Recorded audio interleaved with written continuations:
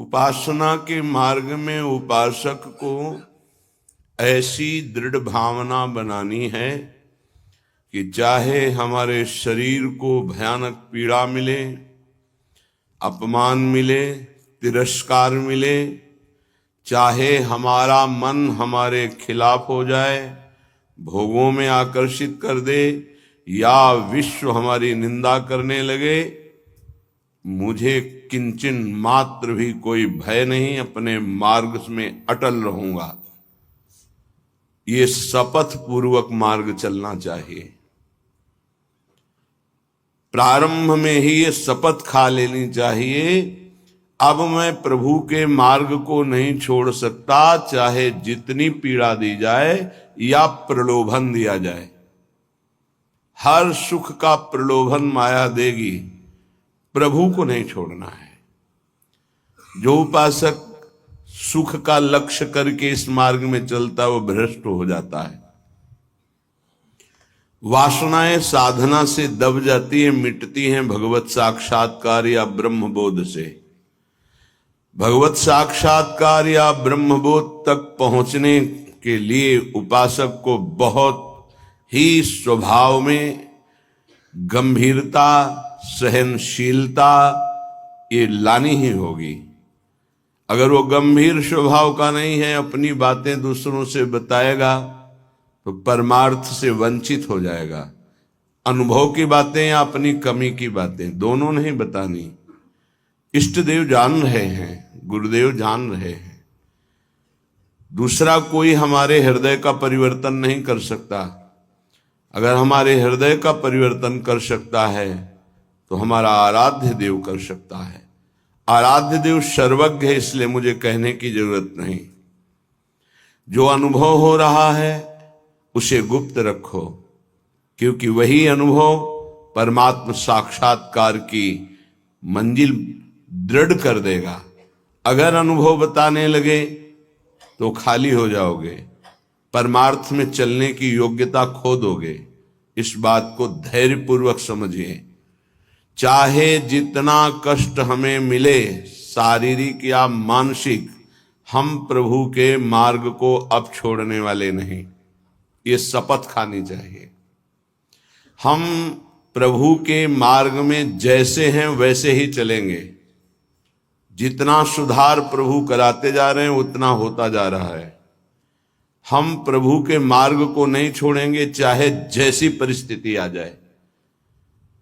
हम गिर सकते हैं, फिसल सकते हैं, लड़खड़ा सकते हैं, पर ना तो रुक सकते हैं और ना लौट सकते हैं।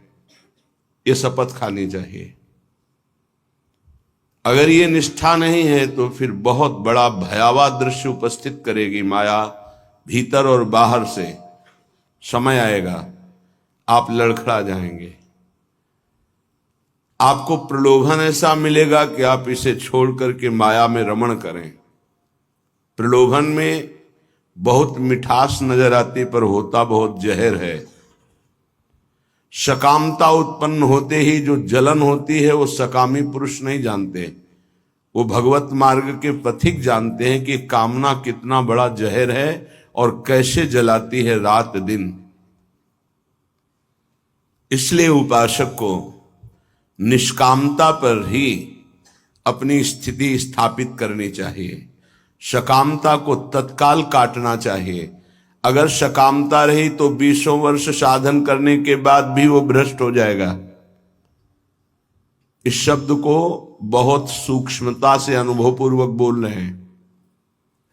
छोटी सी दबी हुई वासना 20 वर्ष साधन करने के बाद भी वो अपना प्रबल रूप धारण कर लेगी और साधक को गिरा देगी। ढूंढ ढूंढ कर अंदर की वासनाओं को नाम जप के द्वारा भस्म किया जाता है। भजन के बल से उनका हृदय से पूर्ण अनादर करना होता है। अनादर ही उनका नाश है, आदर करना ही अपना नाश है। बस ये ध्यान रखना है। सकामता ही हमारा पतन है, निष्कामता ही हमारी स्थिति है। धैर्यपूर्वक सहन करना ही यात्रा है। सहन न कर पाना, टूट गए या प्रलोभन में आ गए तो इस मार्ग से गिर जाएंगे। देखो श्रीपाद प्रबोधानंद जी महाराज कैसी निष्ठा का वर्णन करते हैं, धाम की निष्ठा। कह रहे हैं कि छिद्देत खडशः इदम यदि मे शरीरम घोरा विपद विततयो यदि वा पतन्ति हाहंत हाहंत न तथापि भूयात् वृंदावनादितर तुच्छ पदे पिपाशा। बहुत उच्च कोटि की वृंदावन की निष्ठा है श्रीपाद प्रबोधानंद जी की। बलिहारी है इन महापुरुषों की कि इन्हीं के वचनों की जूठन पाकर अपने हृदय में कुछ निष्ठा आती है। नहीं तो ये शरीर राग हमें धाम निष्ठ, गुरु निष्ठ, नाम निष्ठ, भगवत निष्ठ ये नहीं होने देता। इस शरीर संबंध ही भगवत संबंध दृढ़ नहीं होने देता। अनंत जन्मों से हम भटक रहे इन्हीं शरीरों के संबंध में। ये पत्नी, ये पुत्र, ये पिता, ये माता, ये रिश्ते, ये नाते, ये सामग्री, ये भोग, ये बैंक बैलेंस, इसी का आश्रय लेकर हम भगवान से विमुख हो चुके हैं। कैसी अद्भुत निष्ठा। छिद्देत खडसा इदम यदि में शरीरम घोरा विपद विततयो यदि वा पतंती। यदि मेरे शरीर को पीड़ा पहुंचाई जाए वृंदावन में, अस्त्र शस्त्रों के द्वारा छेदन भेदन किया जाए, तो भी मैं कभी वृंदावन को नहीं छोड़ सकता। ये बात समझनी चाहिए। बहुत बड़ी उपलब्धि है, बहुत बड़ा सौभाग्य है यदि आपको यहां एक दिन भी वास करने को मिल जाए। फिर जिनको आजीवन वास मिल गया है तो दुर्भाग्य है कि वो प्रिया प्रीतम का चिंतन नहीं करते हैं, सत्संग नहीं सुनते, श्री जी की लीलाओं का गायन चिंतन नहीं करते, व्यर्थ में समय नष्ट करते हैं। दिव्य कृपा हो गई वृंदावन वास की, पर उसका लाभ नहीं ले पा रहे। वृंदावन बसिकै इतनो बड़ो सयान, जुगल चरण के भजन बिन निमिष न दीजे जान। पलक झपकने के समय को निमिष कहते हैं। इतना भी समय प्रिया प्रीतम के भजन से अगर खाली गया तो हमारा दुर्भाग्य है, हानि है, विपत्ति है। अगर निरंतर हमारा स्मरण वृंदावन में चल रहा है तो वास्तविक तन मन के बन से ये अब वृंदावन वास हो रहा है। इसीलिए उपासकों से प्रार्थना करते हैं कि उठते बैठते चलते फिरते नाम जप करते रहो, प्रिया प्रीतम को मत भूलो। ये तुम्हारा बैंक बैलेंस तुम्हारे साथ नहीं जाएगा, ये तुम्हारी प्रवीणता संसार के व्यवहार की ये नहीं जाएगी, ये तुम्हारा शरीर सुख या संपत्ति सुख ये तुम्हें प्रियालाल से वंचित कर देगा। इसका भरोसा मत करो, ये मायाकृत है। भरोसा करो प्रभु का, भले सब कुछ बना रहे, उसका भरोसा मत करो। ये सब टिकाऊ नहीं है, परिवर्तनशील है। ये शरीर नाशवान है, इसको इतना प्यार मत करो कि प्रभु के प्यार का मार्ग ही छूट जाए। कैसा मंद बुद्धि हो जाती है उपासक की, कैसा विचार हो जाता है कि वो शरीर पोषण के लिए, इंद्रिय भोगों के लिए प्रभु को छोड़ देता है, धाम को छोड़ देता है। ऐसा है, वो धाम को छोड़ देता है, प्रभु को छोड़, एक विषय, एक इंद्रिय मन के साथ मिलकर ऐसी ठगाई की कि प्रभु से विमुख कर दिया, धाम से विमुख कर दिया, गुरु से विमुख कर दिया। तभी कहा शपथ पूर्वक इस मार्ग में चलना चाहिए। हम तो आए नहीं, हमें लाया गया है। यदि लाया गया है तो अब समझ में आया कि मेरे ऊपर कृपा हुई तो मैं शपथ खाता हूं कि अपने प्राण त्याग सकता हूं, लेकिन अपना मार्ग नहीं, पक्का। पर आजकल शपथ भी ऐसे ही खा ली जाती है, उसकी सत्यता, उसका निर्वाह करना बहुत कठिन हो जाता है। प्रतिज्ञा, शपथ, इस सब में खवाई जाती है। अगर किसी भी डिपार्टमेंट में है तो उसको शपथ खवाई जाती है। आप ये गुप्त बात कभी किसी को नहीं बताएंगे, आप ऐसे चलेंगे, आप राष्ट्र की रक्षा करेंगे, आप शपथ खाइए कि धर्म पूर्वक, सत्य पूर्वक अपने राष्ट्र के लिए प्राण समर्पित करेंगे। आप तो परमार्थ के प्रतीक हैं, अनंत ब्रह्मांडों के स्वामी के चरणारविंद के समीप परम पद प्राप्त करना है, तो आपको तो शपथ खानी ही होगी। क्यों? यदि शपथ पूर्वक नहीं चलोगे तो आपको माया भ्रष्ट कर देगी। शपथ पूर्वक चलने पर है कि गिरूंगा, लड़खड़ा जाऊंगा, लेकिन पैर से नहीं चल पाऊंगा, तो घसील के चलूंगा, लेकिन चलूंगा प्रभु की तरफ ही। अर्थात बिल्कुल योग्यता न रह जाने पर भी हम प्रभु के ही मार्ग में रहेंगे। हमको प्रभु से अब कोई अलग नहीं कर सकता, ये निश्चय करो। इसमें बहुत बड़ी सामर्थ्य है। यदि हम परमार्थ को स्वीकार किया है, चाहे गृहस्थ में हो चाहे विरक्त में हो, अब चाहे हमारे शरीर को काट दिया जाए तो भी अंतिम समय हम राधा ही बोलेंगे। हमारे जीवन का उद्देश्य प्रभु ही है। श्रीधाम वृंदावन की वास की निष्ठा का परिचय दे रहे हैं ध्रुवदास जी। खंड खंड होए जाए तन, अंग अंग सत टूक, वृंदावन नहीं छाड़ियो, छाड़ी वो है बड़ी चूक। बड़ी चूक, ये जो बाहर से भक्तजन आते हैं, इनके ऊपर श्री जी की कृपा है, पर आपका दुर्भाग्य हो जाएगा यदि इनसे आप घनिष्ठ अपनापन कर लिए। घनिष्ठ संबंध श्री जी से और श्री जी के संबंध से इनसे संबंध, डायरेक्ट हमारा कोई संबंध नहीं होना चाहिए। श्री जी के नाते से है, श्री जी के संबंध से है। एक बहुत अच्छे ब्रजरज सेवी महात्मा, इसी संबंध में चूक हो गई। कुछ लोग बाहर से आए, ऐसा कभी किसी को नहीं करना चाहिए। बाहर से आने वालों को, उनके 500 शुगर थी, बहुत अच्छे ब्रजरज सेवी और सरल स्वभाव संतों का हो जाता है, क्योंकि हमारी स्वामिनी का स्वभाव है अत्यंत दयालु, करुणामय, सहज, सरल। किन्हीं किन्हीं संतों का बाहरी स्वभाव नारियल की तरह होता है। नारियल ऊपर से कठोर होता है, वो अंदर से देखो तो बहुत मिठास वाली गिरी होगी, उसमें मीठा जल होगा, पर बाहर से कठोर रहता है, नीरस रहता है। ये स्वभाव होना ही चाहिए।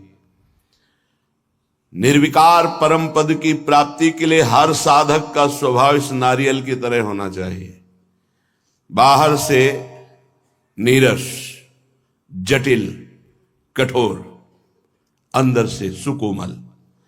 अगर बाहर से सुकोमल हो गए तो मारे जाओगे, इस मार्ग में मारे जाओगे। बाहर से रुद्र दृष्टि, हृदय ममता शून्य, हृदय ममता, निर्ममो निरहंकारा सम दुखा सुखा क्षमी, श्री भगवान का आदेश है। निर्ममो निरहंकारा। यदि परम पद की तरफ कदम बढ़ा रहे हो तो सोच लो तुम्हारा मार्ग क्या है। निर्ममो निरहंकारा, किसी से कोई ममता नहीं। वो आए और प्रार्थना की कि आपकी 500 शुगर है, ये किडनी फेल कर सकती है, ये दिल फेल कर सकती है, लीवर फेल। अच्छा, हमारे यहाँ बहुत डॉक्टर बढ़िया हैं, ले चलते हैं, 10-15 दिन सेवा करेंगे, आप स्वस्थ हो जाएंगे, फिर आ जाइए, दवा बन जाएगी, चलती रहेगी। उन्होंने स्वीकृति दे दी। वो नहीं वापस आए, वही शरीर पूरा हो गया। आप लोग बाहर से आते हैं वृंदावन लाभ लेने के लिए। अगर आपको श्रद्धा है और कोई संत बीमार है तो यहीं उसकी व्यवस्था कीजिए। उसको बंबई, कलकत्ता, दिल्ली ले जाने की कोशिश मत कीजिए। उसने अपने जीवन को श्रीधाम की रज में दिया है, कष्ट से पीड़ित होने के कारण, प्रबल निष्ठा ना होने के कारण हो सकता है वो हामी भर दे, तो आपको नहीं ले जाना है। वो कहे भी तो नहीं ले जाना है, नहीं महाराज हम यही व्यवस्था करेंगे आपकी, तब तो आपकी सेवा मानी गई। आप उनको धाम छोड़वा दिए तो कौन सी अमरौती पिला देंगे आप? क्या मृत्यु पर विजय आप दिला सकते हैं क्या? श्रीधाम वृंदावन दिला देगा। हाँ ये है कि रजोपसेवी प्रियालाल के चरणारविंद के कहीं भी शरीर छूड़े, वो तो प्रिया प्रीतम में स्थित है, पर वो लाभ जो हम लोग याचना करते हैं कि जय श्री भट्ट धूल धूसर तन यह आशा और धार, कुछ विशेषता है, पक्का मानिया इस रज में शरीर छोड़ने की कुछ विशेषता है, मान लोगे तो जान जाओगे। तभी कह रहे खंड खंड होए जाए तन, अंग अंग सत टूक, वृंदावन नहीं छाड़ियो छाड़िबो है बड़ी चूक। यहां कह रहे हैं छिद्देत खडसा इदम यदि में शरीरम, घोरा विपद विततयो यदि वा पतंती। यदि धार वाले अस्त्र से भी मेरा शरीर काटा जाए तो मैं वृंदावन का कभी त्याग नहीं कर सकता कि भाई वृंदावन में तो बहुत दुख मिल रहा है, अब तो चलते हैं यहां से। शपथ पूर्वक इसीलिए कहा है कि अगर शपथ पूर्वक नहीं रहोगे तो बड़ी विचित्र दशा है।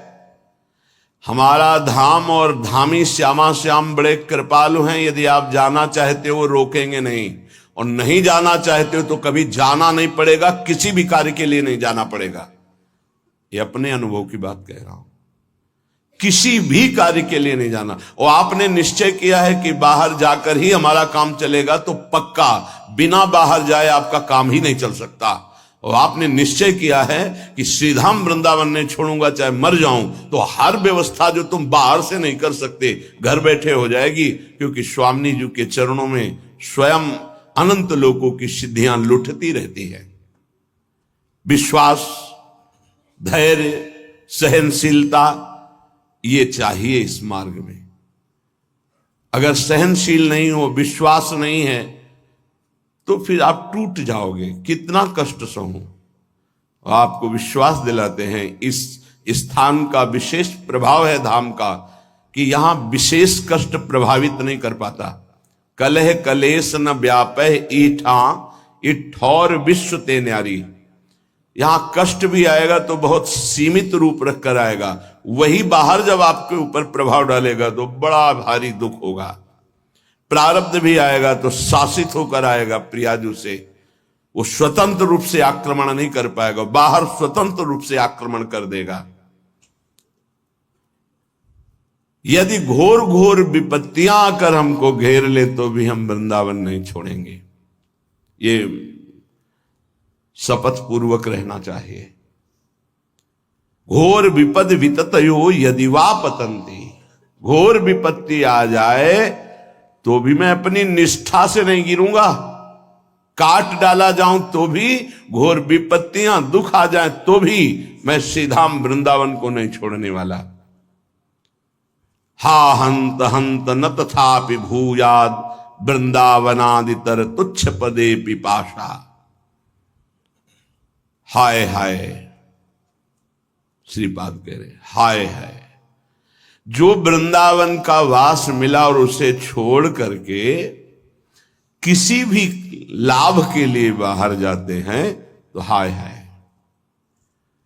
हरिराम व्यास जी ने एक पद में लिखा है, इतनी बड़ी कृपा हो गई और इसके बाद भी तुम वृंदावन का आश्रय वास का प्रभाव न जानने के कारण अन्य आश्रय लेते हो, अन्य सहारा लेते हो और यहां छोड़कर जाते हो, तो मानो अपने सर पर पादुका चला रहे हो।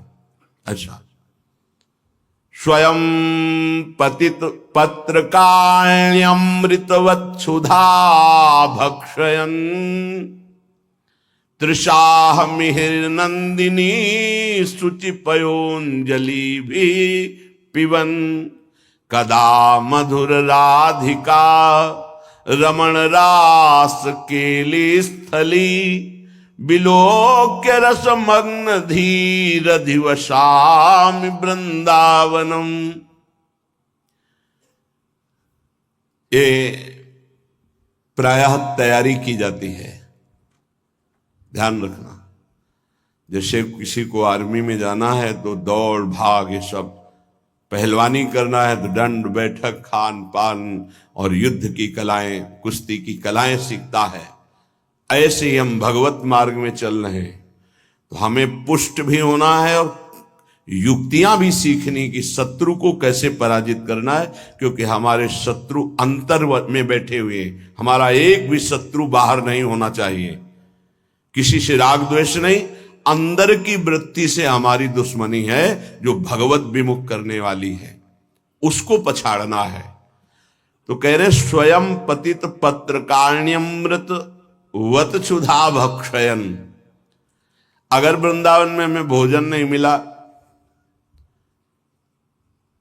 तो हम सूखे पत्ते खा करके यहां अमृत के समान भोजन का भाव रख करके प्राण त्याग देंगे, लेकिन धाम नहीं छोड़ेंगे। सूखे पत्ते खा के कि मानो मैं अमृत पा रहा हूं, ऐसी भावना से, पर हम वृंदावन नहीं छोड़ सकते हैं। ये अपने लोगों ने अभ्यास किया, जानबूझ के अभ्यास किया है।